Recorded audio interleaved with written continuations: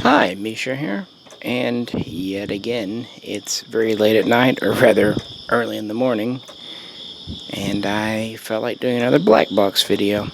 Haven't been putting as many videos up on this channel recently for a couple of reasons. The new camera, while the GoPro seems to be working well, the files are much larger, therefore they take longer to upload. And I've been doing a lot on the main Mishaco channel. As anyone who follows over there knows, we've been putting out quite a few videos, and just recently put up a vacation notice. That's kind of why I put up quite a few videos last week. That way people have a few videos to look at while we're gone. So my attention has been directed elsewhere. Plus, if you looked at my last couple of black boxes, there was some business stuff, like with the credit card things and other jazz, which is thankfully now straightened out.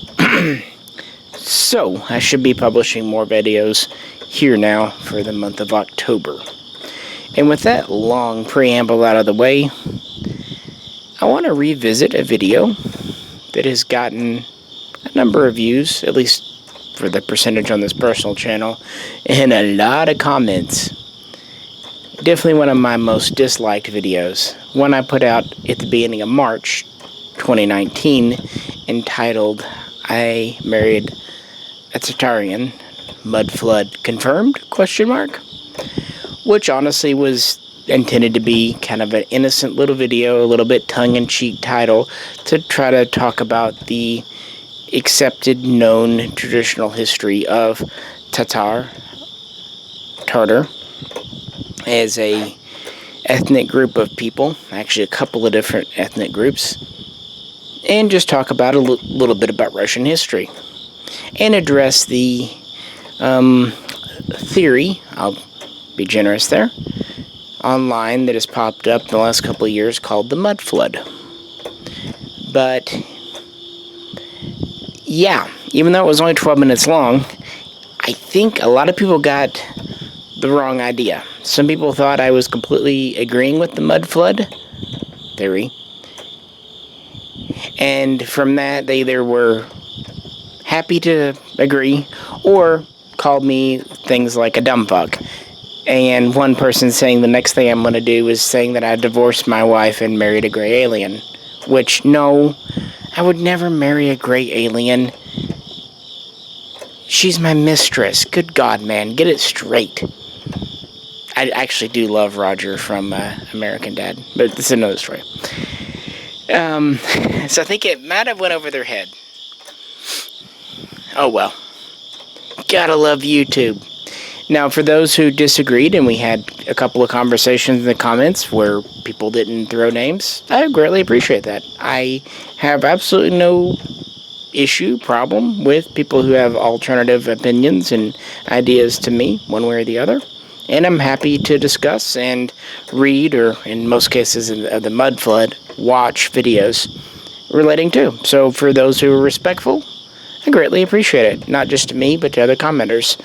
For those of you who called people names, I just have to say, fuck you. I really don't care, because you're not intending, you're not for learning or anything like that. You're just a miserable sack of shit.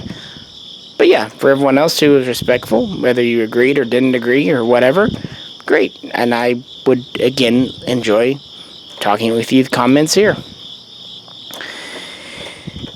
So, over the last year and a half, I started to kind of check in with the mud flood community and all that, and see if there's any much new evidence. Now, granted, YouTube is big and it takes a while, but that's kind of the issue. Some people don't want to take historical textbooks at face value.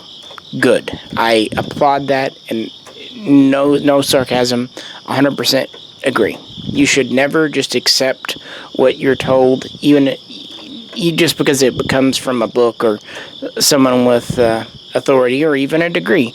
I have a great deal of respect for people that are doctors or whatever with degrees, but you should always take anything with a grain of salt, because we're all human, we're all fallible. So they are skeptical that what they read in a textbook is the truth, or the whole truth. Great. However, if you're going to be skeptical about books, you need to apply that same level of skepticism to anyone on YouTube or a blog. And that's where I think a lot of it falls down. Because what people do, they embrace a theory, and then they just go looking for evidence to support their theory. If they find it, they take it at face value. Great. This person says something that supports my theory. And if they run across someone or something that has evidence that they don't agree with, they automatically just throw it in the rubbish heap, saying, well, that they're obviously part of the institution, the Illuminati, the Freemasons, what have you. They have an agenda, they're wrong, whatnot.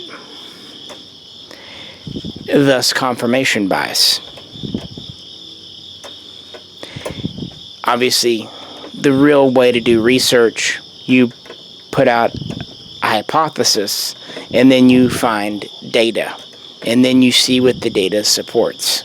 You don't find individual bits of data that support yours and credit them without fact-checking. Likewise, you don't throw out data without fact-checking it too. If the data does not support your thesis, guess what? That doesn't mean you're a bad person or stupid. It just means your idea didn't pan out. It's no reflection on you. What is a reflection on you is the methodology you use to come to your conclusion.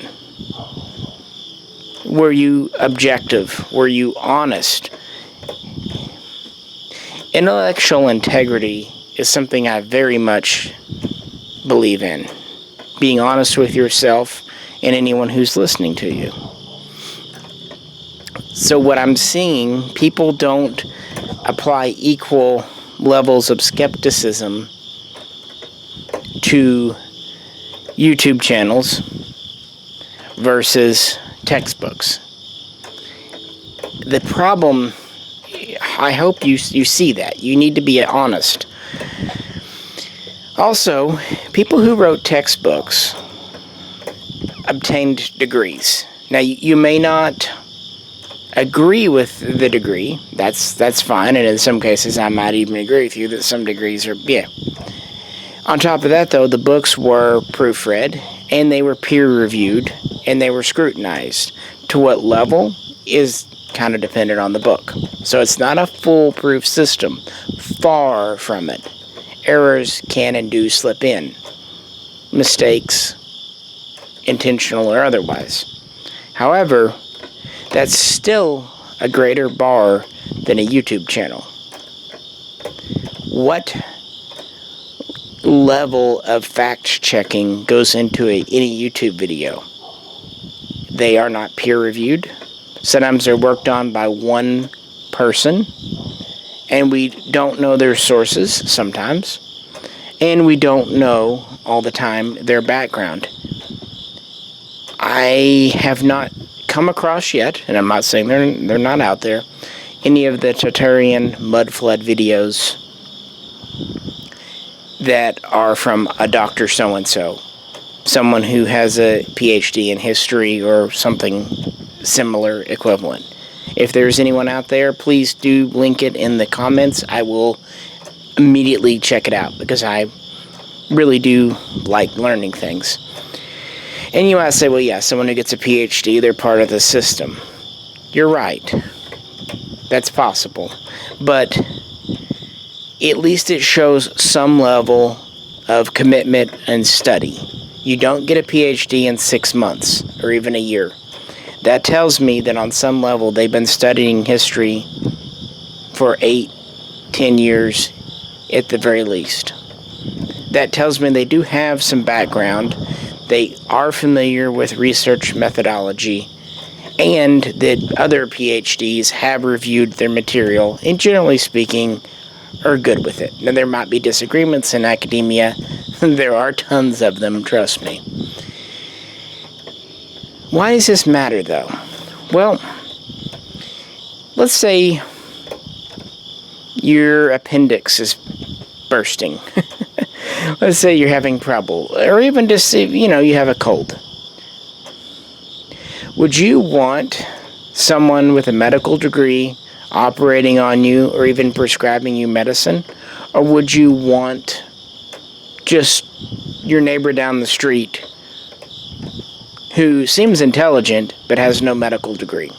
Now, obviously, having a medical degree is not a foolproof method to make sure your doctor is competent or even successful. It's not. There are failed doctors we hear of every day. However, it is a much better level of certainty that they know what they're doing and that you'll get out on the other side safe and healthy than your neighbor down the street pulling out his tools from his shed and trying to do an emergency appendectomy on his back patio. I hope that I get that across, and I'm not dismissing amateurs at all, but I'm just saying there's a reason professionals are often called on. The same thing can even be said for your car. Do you want your down the stairs neighbor working on your car, or do you want a professional mechanic? Your down the stairs neighbor may actually be a great mechanic in his spare time. He may fix your car.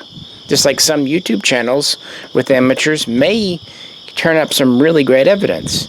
However, the certified mechanic is probably going to fix your car better. And if he doesn't, he's insured, and your insurance will cover it. So if he fucks it up, you have some recourse. Likewise, if a PhD makes an error in their research, there's a likely chance that they will have to print a retraction. And again, what they're going to tell you went through some type of review process before it was published and put in their book.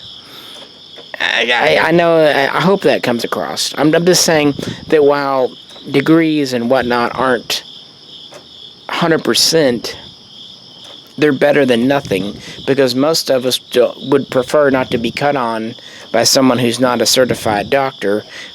Also, most of us wouldn't take our car to someone who wasn't a certified mechanic with training. And, the list goes on. And that's the thing about the YouTube stuff. People don't scrutinize it with the same level that they do published books. And they don't seem to care what the background of the creator on YouTube may or may not be. Now, there are definitely arguments in academia,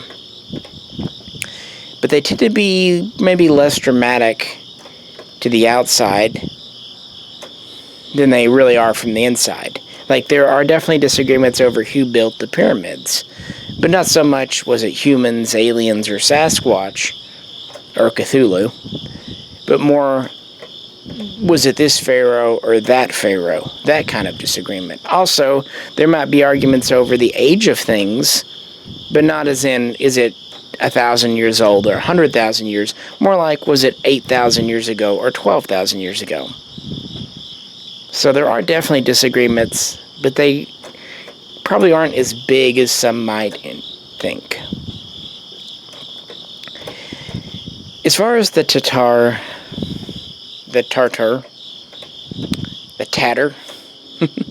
situation, my wife is really ethnically Tatar.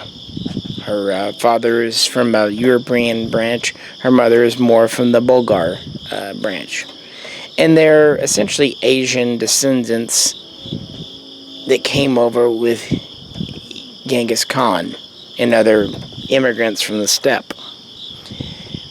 They're ethnically different from the Slavs, although today they have pretty much been kind of consumed with the general population. This is true. I married a Tatar. We've been married. In fact, we are celebrating our anniversary. We've been together a long time now. So no, we haven't divorced so I can marry a gray alien. And that was the point in that first video, was to talk about their history and everything. And talk about how Tatar was a region on the map, and people go back and forth and all of that. Here's the thing. People say that this mud flood happened 100 to 150 years ago. That might seem like a long amount of time, but it's really not. There are witnesses. There are people who live to be 100 years old. And even if they're not alive today from that period, there are people alive today whose parents or grandparents that they grew up with were alive back then. It's hard to remove history. Now, one event in one area you can cover up or change. But if you're talking a global or even just a major regional event when there are literally millions of witnesses, that is harder to sweep under the rug. And we have lots of writing from lots of individuals from that time period. Think about Mark Twain, for example. He'd be one of the first to write, even if it was tongue-in-cheek, about some kind of mud flood type thing. Also think about the logistics.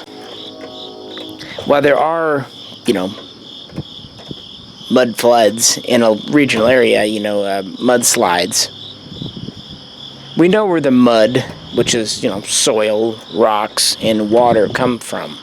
But if you're talking about a flood that can cover continents, where's all that material coming from, and where does it go? It presents a material problem, plus just basic physics of how it would happen. And if it's global, does that mean it flooded the oceans too? If it's not, how would it cross oceans? How could we have mud bubbling up from the earth in Australia, North America, South America, Russia, Europe, all at the same time? I'm just saying the physics of it aren't clicking with me on a personal level. I'm just exercising skepticism, asking questions. I'm not calling anyone stupid. Far from it. I'm just proposing questions that don't click in my head. Likewise, to have a major advanced empire or nation that people are calling Tartaria, they will point to evidence of its existence being some buildings here, some statues there, a few other things. The thing is, empires leave a lot more than that.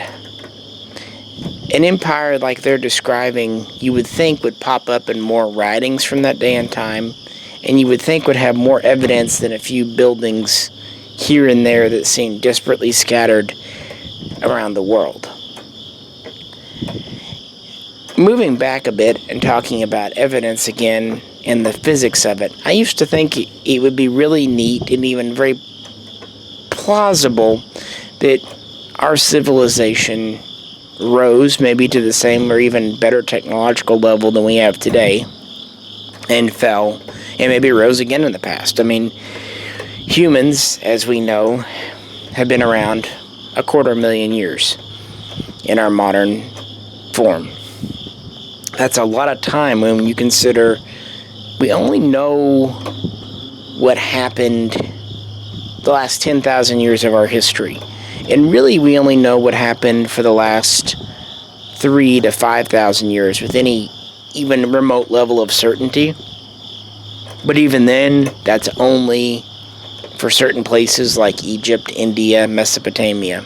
We don't know, for example, much of the history of the Americas. One of the biggest crimes in history was how the conquistadors destroyed so much of the written works from South America.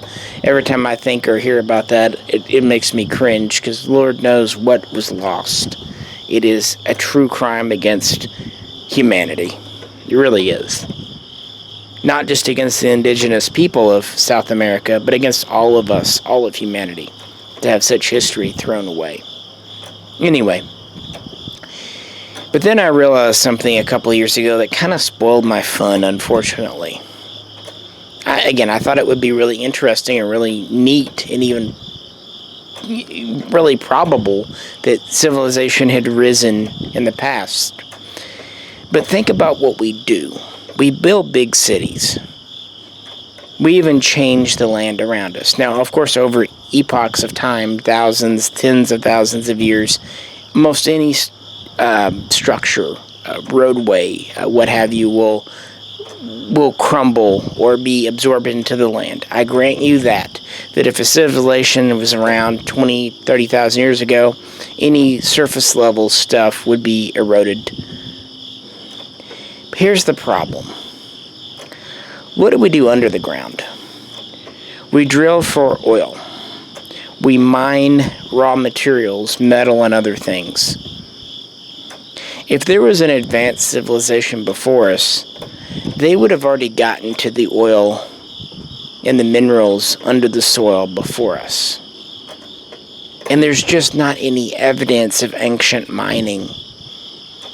When we find metal, when we find oil, by all scientific studies, it appears to be undisturbed since it was formed millions of years ago. And you see what I'm saying? If there was an advanced civilization, they would have required at some point in their history to need the metal, the oil, the coal that we use. And there's just not really evidence that our planet was previously mined. At least not on a large scale that would produce society. So with that said, I do think that there's plenty of forgotten history. For example, like I just mentioned, in South America with all those documents destroyed, all those codex. I even think there's truth to Atlantis in one degree. But I think those societies were probably what we would consider pretty primitive, but by their era, were probably wildly advanced. I mean, think about the status of things, say, 8,000 years ago or 10,000 years ago. A civilization that had entered the Bronze Age would have been wildly advanced for that time period. But that's one thing to say, maybe Atlantis existed and it was advanced Stone Age or Bronze Age culture. It's another thing to say they were so advanced that they had essentially computers and air travel and maybe space travel. That's a leap that I'm not willing to make because there's just not evidence to support it. That said, I kind of wish it were true because it sounds really cool. And likewise, while I agree there's some anomalies and things that might kind of point to something like Tartaria, I don't find the evidence enough to justify the acceptance of a giant empire like that. Plus, I don't find the evidence to be cohesive. Instead of finding 100 shards that fit together that might form a pot to show you it was broken, people seem to be finding 100 shards from, say, 80 different pots and trying to fit them together. They find little anomalies, little pieces of evidence, and they try to fit them together, and they don't often really fit together that well.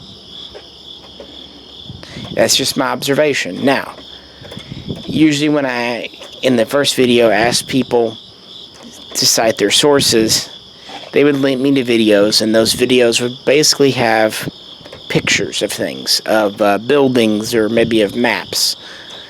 The problem there, obviously, I can't see them. I am truly 100% blind, so I will acknowledge my limitations there, and that I don't know, that I can't see them.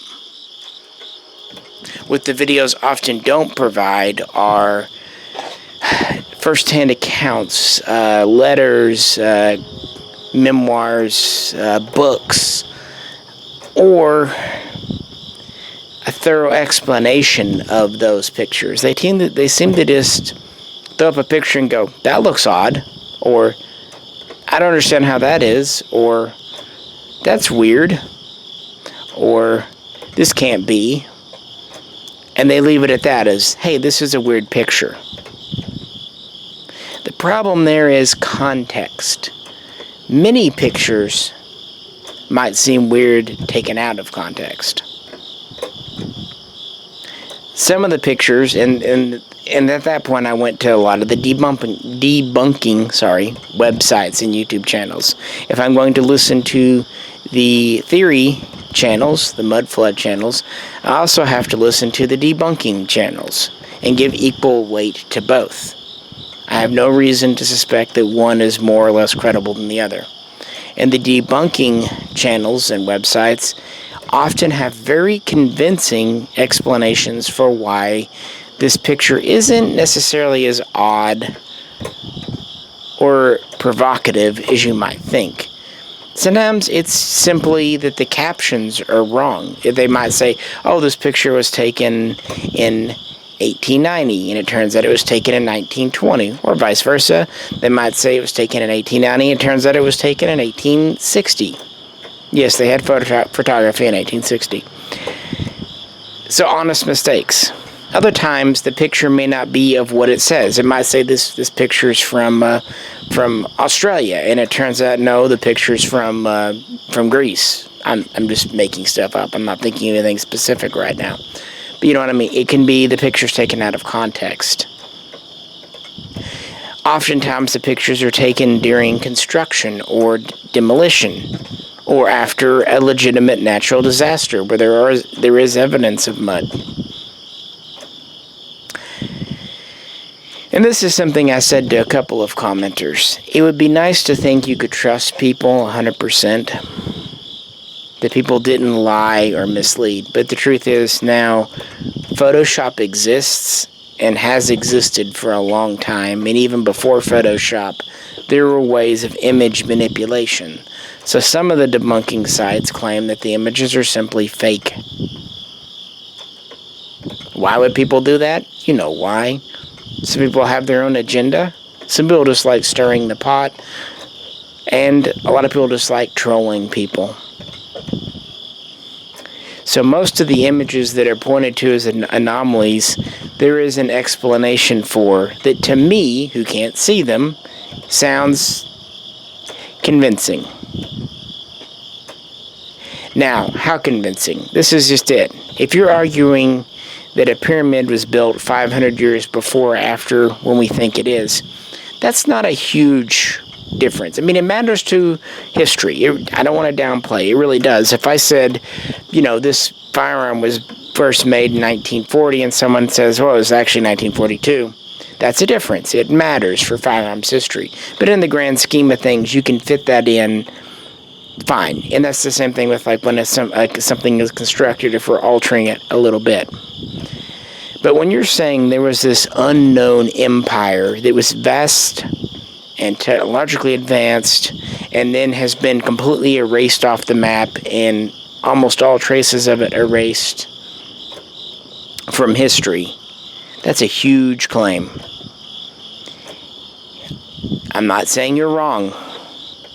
All I'm saying is, for such a huge claim, you really need huge evidence. Irrefutable evidence. And right now, most of the mud flood and Tartarian evidence has been refuted. I'm not saying the refutations are 100% right. I'm just saying for every anomaly that they point out, there's someone else out there, at least as equally credible, who's saying, actually, that's not so weird. This is the reason why. So between that, how do you know who's true? And that's where I think being objective really plays a part. I gotta be honest with you, whenever I get excited about a new conspiracy theory, be it on aliens or Bigfoot or mud flood, I get intrigued. I think it's neat, and I've said this in previous videos. I want to live in a world where there's more to learn, something new to open up. I love that. I love study. I love new things. And whenever I read a debunking site that gives me a credible or plausible explanation for something that's pretty much grounded in fact and whatnot, kind of bums me out, guys. Kind of like, It's kind of like when you open a present, you got a big box there, and you think, what could it be inside? And you take the wrapping off, and then you know, it's socks. You're like, well, I could use socks. I'm glad I've got them, but damn it. I don't know, a new model would have been cooler. So I'm kind of there with you. But I'm trying to be objective and not put my heart's desires, my wants, my feelings above potential reality. And one thing that does bug me when people do this, they'll say, you know, they'll say the mud flood happened, Tartaria happened. Great. Please show me your evidence. And they go, I'm not going to research for you. I'm not going to tell you. You can go research on your own. No, that's not how this happens. That's not how academia or logic works. If you come to anyone, if I come to anyone with a claim, I am responsible. The person making the claim is responsible for providing evidence. I mean, imagine if you went to your teacher, high school or college or whatever, and made a claim. Like I did a paper when I was in 10th grade on the Bermuda Triangle. I actually got a good grade on it. I didn't just go, the Bermuda Triangle's weird, these things have happened. I had to cite sources to my teacher. If you're making a claim, and the heavier the burden is on you, but you can't make a claim to someone and then brush it off, telling them to do research. That is academically dishonest, and it's lazy, and all that really does is tell people that your case is pretty damn weak. So don't do that. And think about it. If the reverse happened, if someone did you that way, I think you'd feel that way too. And one thing you can say about all the academic books, they have sources cited. You know, you don't go to the end of a historical textbook and it goes, for more information, do your own research. They don't say that. They cite sources. And that's another thing. Research.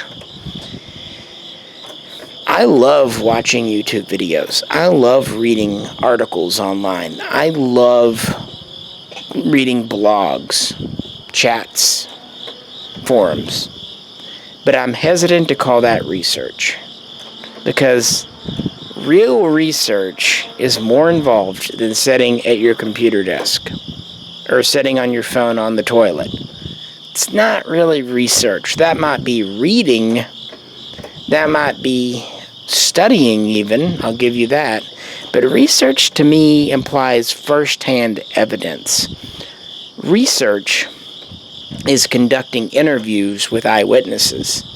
Research is digging through dusty archives, old libraries, going through old parchments. Research is digging in the dirt, quite literally looking for archaeological evidence. Or, if you're more in the medical field, research could be cutting a body open to look at how the organs are together and function. Research is drilling in the ground, if you're a geologist, to look at the strata. You see what I'm saying? Research is really giving your time and energy. And I guess at the end of the day, that is why I respect people that are Dr. So-and-so. Because even if we may not agree with their conclusions, even if they're pompous assholes, you gotta give credit that these people put their nose to the grindstone, went through high school, got good marks, went to college for 4 years as an undergrad, went to graduate school for 2 to 3 years, and then studied for their PhD for what feels like a lifetime, and then presented a thesis and defended their doctoral paper. And that is hella stressful, guys. It really is. And you have to give someone credit, and that's real dedication.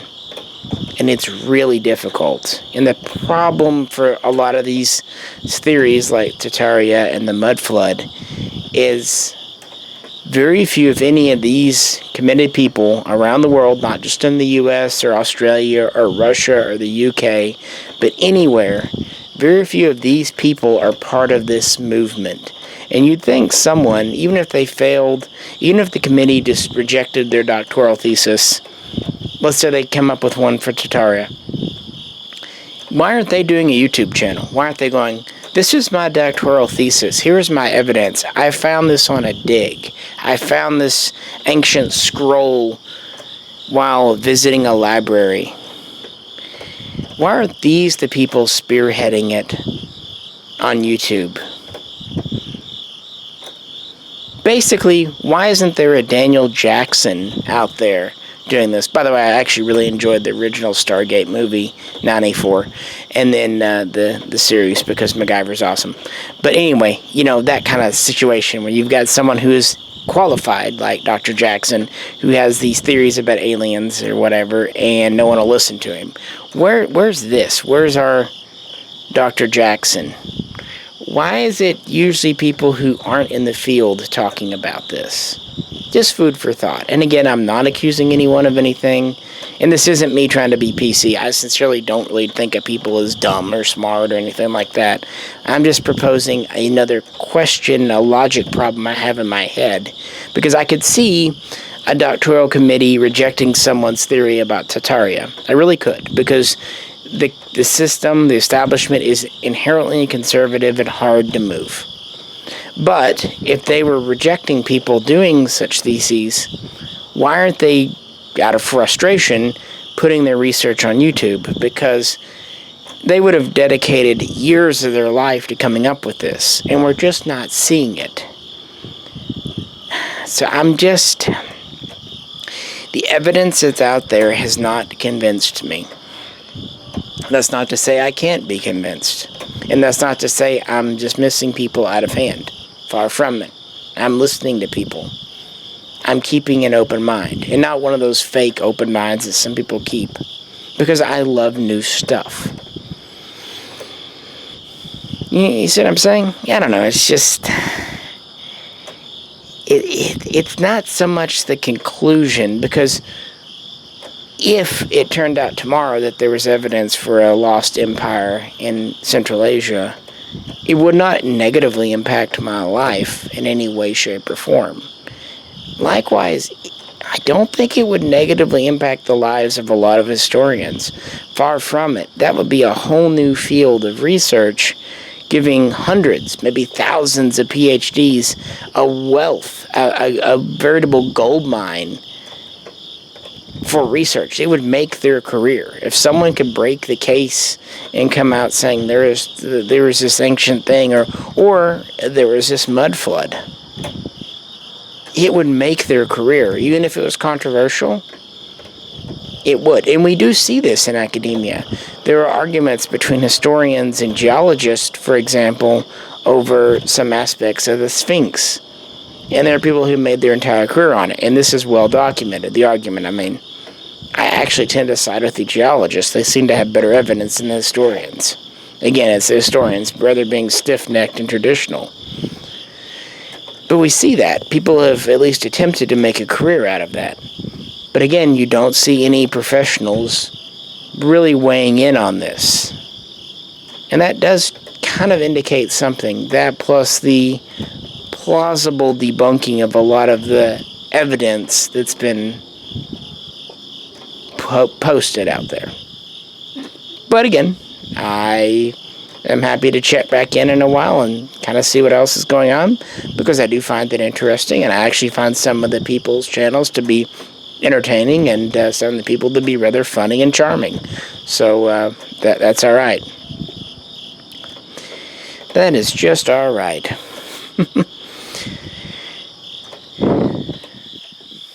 Well, I figured if people couldn't be bothered to listen to a 12-minute video, then hell, I'll give them this long of a one. Why not? Plus, I like doing these black boxes. They do relax me. It's nice to kind of chill out. But that's just how my mind works, and how I analyze things, and what have you. I think if there's anything else I meant to point out. I don't know. Anything you can think of? Again, anything you'd like to link me to, I'd be happy to check it out.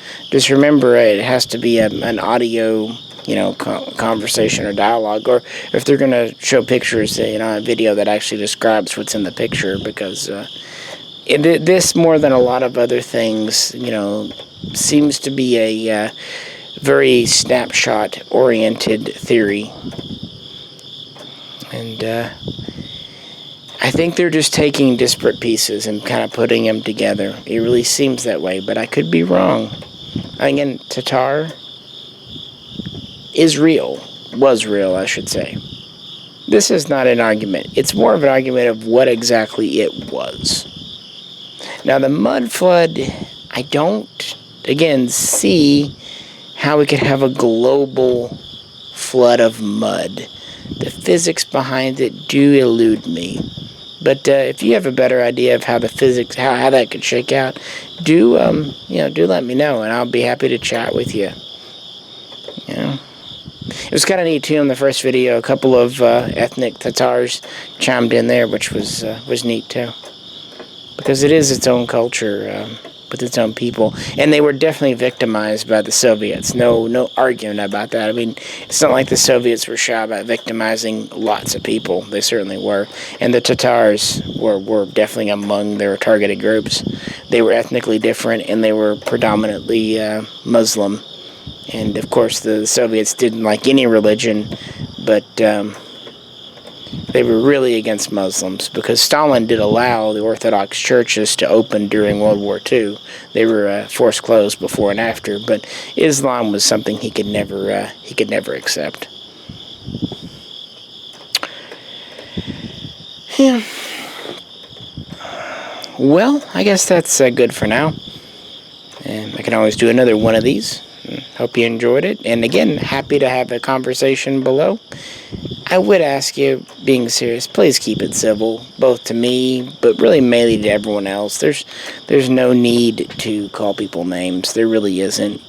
You don't know these people. To judge them like that is really an ass thing to do.